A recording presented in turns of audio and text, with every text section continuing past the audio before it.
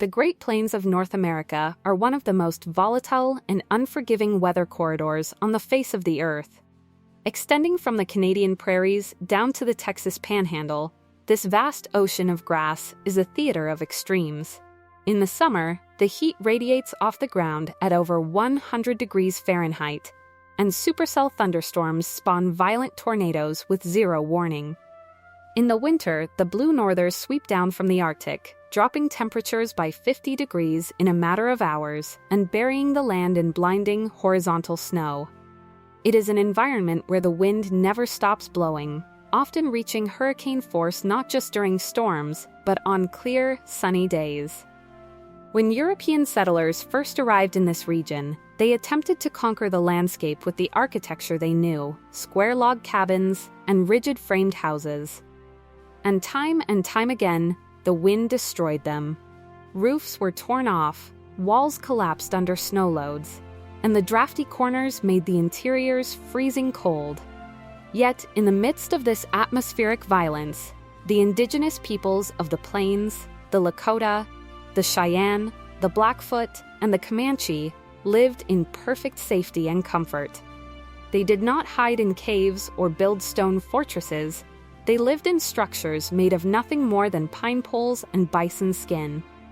To the uneducated eye of the early explorer, the teepee appeared to be nothing more than a primitive tent, a crude shelter that was barely a step up from sleeping in the open. But this assessment was a failure of observation. The teepee is not a tent. It is a tilted aerodynamic cone designed to slice through the wind rather than fight it. It is a mobile architectural masterpiece that features a sophisticated passive ventilation system, adjustable smoke control, and a double-wall insulation barrier that rivals modern construction. While a modern square house catches the wind like a sail, enduring immense structural stress until it fails, the teepee uses fluid dynamics to channel the wind around it, actually becoming more stable the harder the wind blows. It was a home that could be packed up and moved in 15 minutes, yet could withstand a weather event that would level a brick building. Today, we are going to peel back the layers of this iconic structure. We will look past the romantic imagery and focus on the hard physics, exposing the hidden engineering secrets. From the mysterious inner liner known as the Ozan to the adjustable smoke flaps, that made the teepee one of the most perfect dwellings ever created by human hands. To understand why the teepee survives where modern tents and even cabins fail, we must look at the physics of drag. On the Great Plains, the wind is not a gust, it is a constant, physical weight pressing against everything that stands above the grass. When wind hits a flat surface, like the wall of a log cabin or the side of a square tent, it creates a zone of massive high pressure on the windward side and a vacuum of low pressure on the leeward side. This pressure differential creates a force that wants to push the wall over or rip the roof straight off. The square is a shape that fights the wind, and on the open prairie, the wind eventually wins. The teepee, however, refuses to fight. Its conical shape is the ultimate aerodynamic profile. When a gale force wind strikes the curved surface of the teepee, it does not slam against a flat barrier. Instead, the airstream is split and flows smoothly around the sides of the structure. In fluid dynamics, this allows the air to maintain its velocity without exerting its full force on the dwelling. The wind slips past the skin of the teepee just as water slips past the hull of a ship. There are no corners to catch the turbulence, and no flat roof to act as a wing and generate lift. But the teepee is more than just a simple cone. If you look closely at a properly erected teepee, particularly those of the Crow or Blackfoot nations, you will notice that it is not symmetrical. It is an oblique cone, meaning it is tilted. The teepee is deliberately pitched so that the backside is steeper, almost vertical, while the front side has a more gentle slope. This is a brilliant structural adaptation to the prevailing westerlies, the dominant winds that blow from the west across the North American continent. A teepee is always set up with its back facing the west. This means the steep, braced back of the cone takes the brunt of the storm. This near-vertical angle allows the wind to push the structure firmly into the ground, locking the poles into the earth, rather than lifting them up. Simultaneously, the longer, gentler slope of the front moves the center of gravity and creates more headroom at the rear of the lodge where the people sat and slept.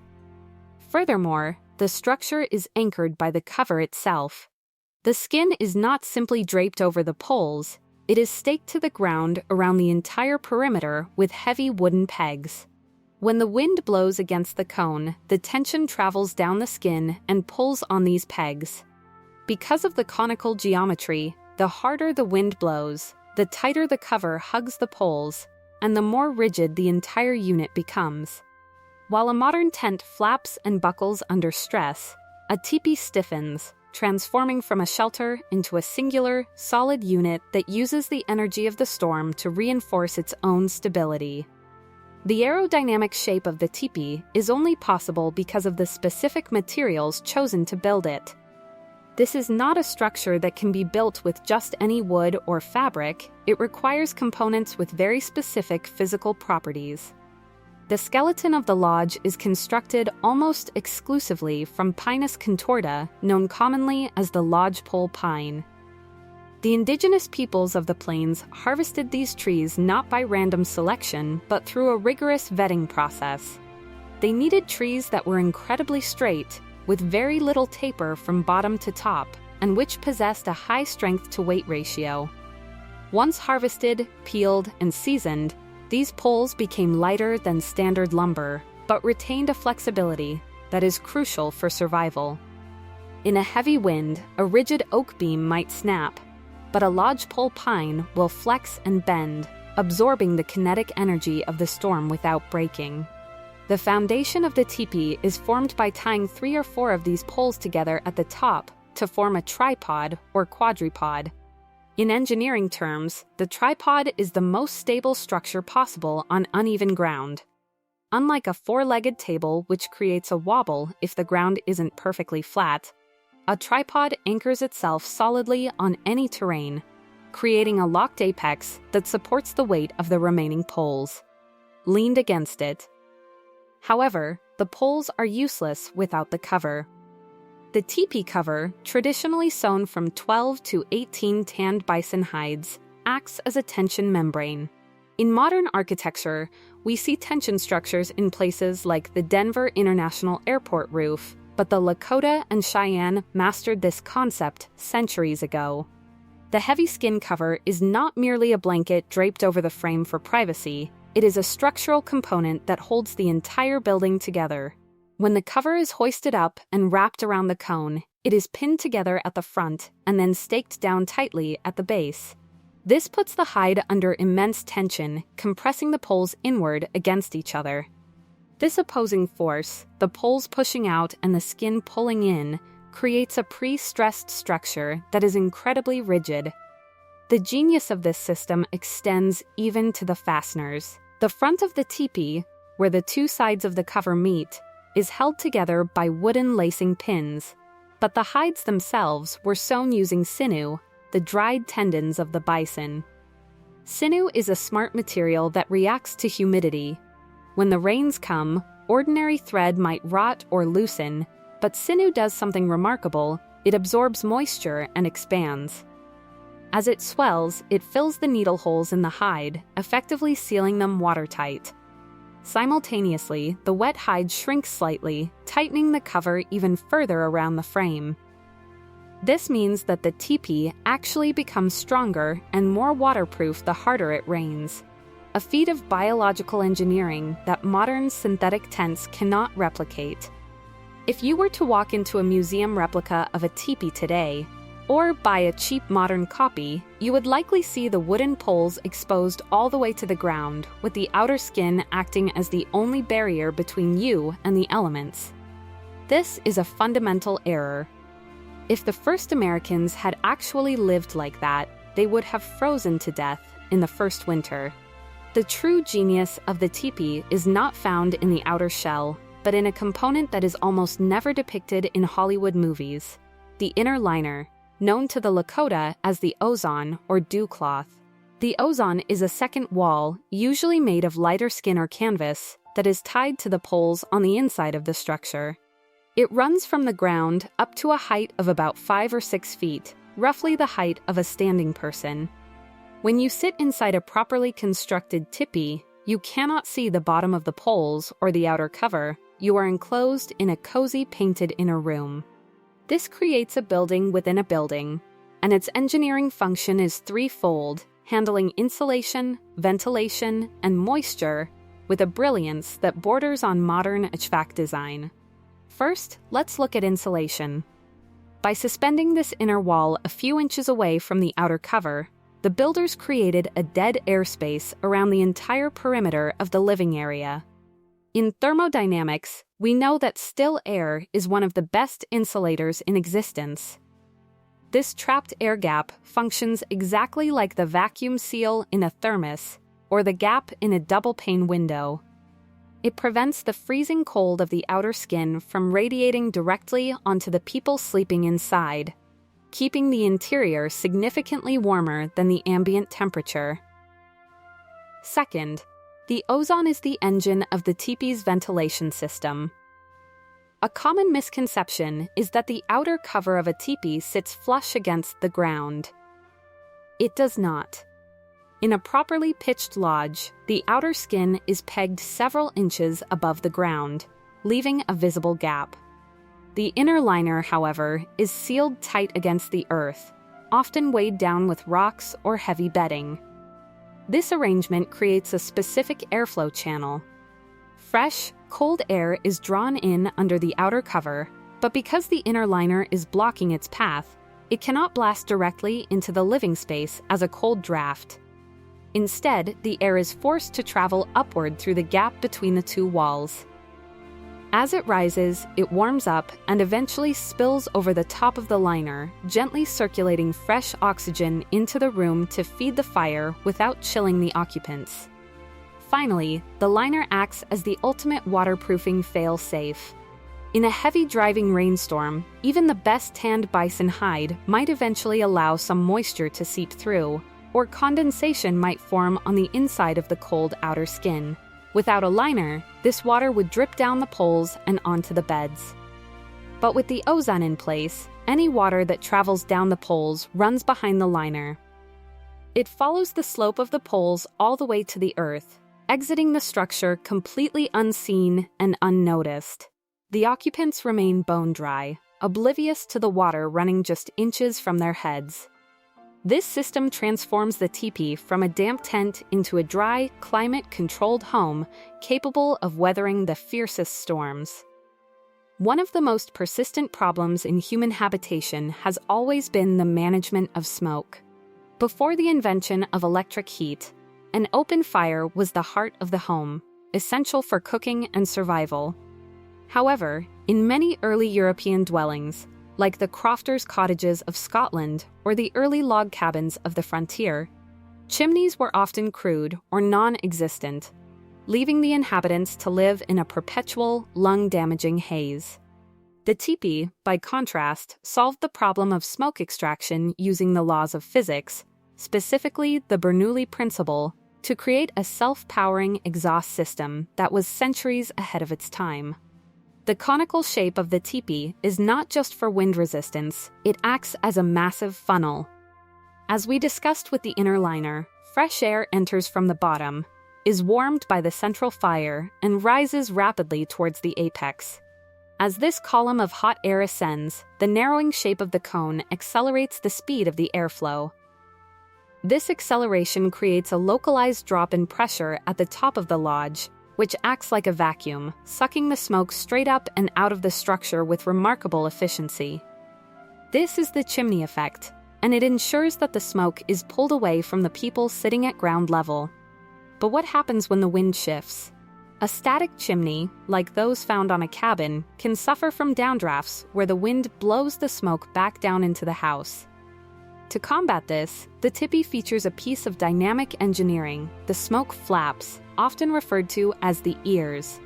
These are the two distinctive triangular extensions of the cover visible at the very top of the lodge. They are not decorative, They are fully adjustable aerodynamic rudders. Each flap is attached to a long external pole that reaches down to the back of the lodge, allowing the occupants to move the flaps independently from the ground. These flaps give the teepee owner complete control over the airflow at the apex. If the wind is blowing from the north, the user can close the north flap and open the south one. This blocks the wind from blowing down into the smoke hole, while simultaneously creating a low-pressure pocket on the leeward side that literally drags the smoke out of the teepee. It functions exactly like the cowl on a modern ship's funnel. By adjusting these flaps, a skilled teepee dweller can maintain a smokeless fire in a rainstorm, a blizzard, or a gale. Furthermore, this open fire design offered a safety advantage that is often overlooked. In tight European cabins with faulty iron stoves, carbon monoxide poisoning was a silent and common killer. In a teepee, the constant high-volume turnover of fresh air, driven by the gap at the bottom and the vent at the top, meant that the air quality remained exceptionally high. The entire volume of air inside the structure was replaced every few minutes. This created a living environment where the fire provided heat and light. But the dangerous byproducts of combustion were instantly removed by the geometry of the architecture itself. It was a breathing building, one that worked in harmony with the fire rather than trying to contain it in a box. The true test of any architectural design is not just how well it handles one extreme, but how well it adapts to the opposite. The Great Plains is a land of duality, swinging from sub-zero blizzards in January to blistering 100-degree heat waves in July. A European stone house, or a log cabin, is a static structure. It sits the same way in winter as it does in summer, often becoming an icebox in the cold and an oven in the heat. The teepee, however, is a dynamic machine, a shapeshifter that can be mechanically altered to reverse its thermal properties depending on the season. In the winter, the teepee functions as a radiant heating vessel. We have already discussed how the inner liner insulates the walls, but the conical shape itself plays a crucial role in heat distribution. In a square room, heat gets trapped in the corners or pools uselessly at the ceiling. In a cone, the radiant heat from the central fire hits the angled walls and is reflected back toward the center of the floor, exactly where the people are sleeping. This geometry focuses the thermal energy like a lens. Furthermore, the smoke flaps are closed tight, leaving only a small gap, which retains the maximum amount of warm air inside the envelope. But it is in the summer that the teepee truly shows off its engineering brilliance. When the sun is beating down on the prairie grass, the interior of a closed tent can quickly reach lethal temperatures. To combat this, the teepee features a summer mode that effectively turns the entire structure into a passive air conditioning unit. The residents would go around the outside of the lodge and untie the stakes holding the bottom of the cover to the ground. They would then roll the canvas or hide up about a foot or two, creating a massive intake vent around the entire circumference of the base. This simple adjustment supercharges the convection current we discussed earlier.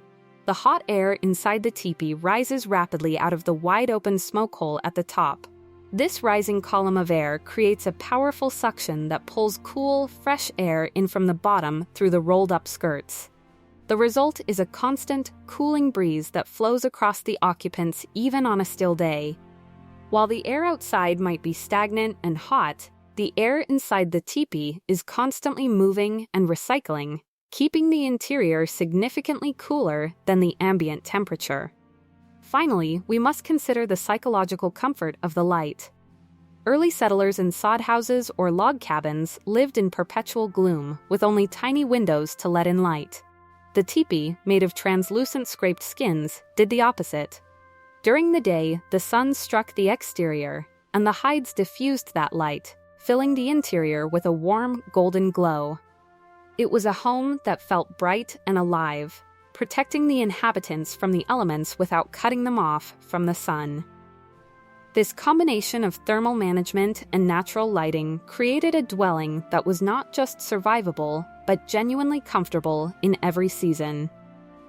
When we look at the teepee through the lens of modern engineering, the misconceptions of it being a primitive shelter vanish entirely. What we find instead is arguably the most perfectly optimized mobile dwelling ever created. It is a structure that achieves structural rigidity through tension, masters aerodynamics through geometry, and manages climate through passive fluid dynamics, all while being built from materials that could be harvested directly from the land.